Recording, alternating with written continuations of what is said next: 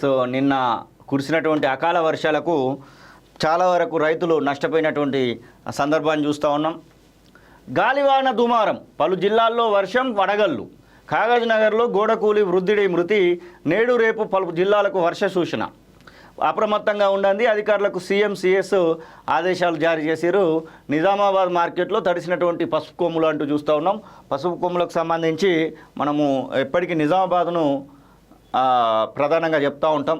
తెలంగాణ రాష్ట్రంలో ఒకటేమో పప్పుకు సంబంధించి ఒకటి ఇటు వికారాబాద్ జిల్లాకు సంబంధించినటువంటి కందిపప్పు, అలాగే నిజామాబాద్ జిల్లాకు సంబంధించినటువంటి పసుపు, ఈ రెండింటికి ఎక్కువ డిమాండ్ ఉంటుంది. ప్రపంచవ్యాప్తంగా కూడా ఈ రెండు విషయాలలో పేరైతే ఉంది. రాష్ట్రంలో పలు జిల్లాల్లో శుక్రవారం ఈదురుగాలులతో వర్షం పడింది. ఉమ్మడి కరీంనగర్ జిల్లాతో పాటు మంచిర్యాల, కుమ్రంభీం, ఆసిఫాబాద్ జిల్లాల్లో శుక్రవారం సాయంత్రం పలు చోట్ల గాలివానతో వర్షం కురిసింది. గాలి తీవ్రతకు వృక్షాలు, విద్యుత్ స్తంభాలు నేలకూలి పలు చోట్ల విద్యుత్ సరఫరా నిలిచిపోయింది.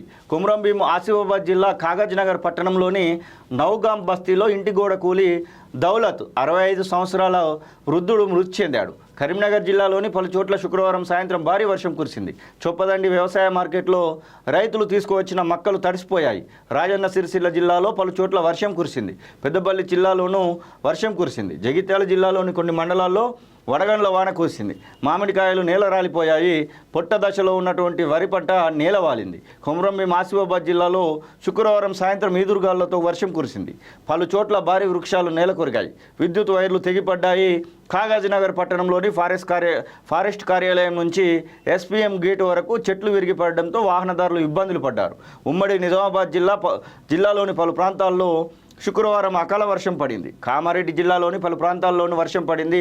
లింగంపేట మండలం పోతాయిపల్లి, లింగంపల్లి గ్రామాల్లో పిడుగుపాటుకు 2 గేదెలు, 3 మేకలు మృతి చెందాయి. నిజామాబాద్ వ్యవసాయ మార్కెట్ యార్డుకు వచ్చినటువంటి పసుపు బస్తాలు వర్షానికి తడిసిపోయి తీవ్రమైనటువంటి ఇబ్బందులు అయితే మనం చూస్తూ ఉన్నాం. ఇక కుమ్రంభీం జిల్లా రెబ్బెన మండలంలో గోలేటి వద్ద రోడ్డుపైన విరిగిపడ్డటువంటి చెట్లు అంటూ ఇక్కడ ఒక ఫోటోను కూడా చూడొచ్చు.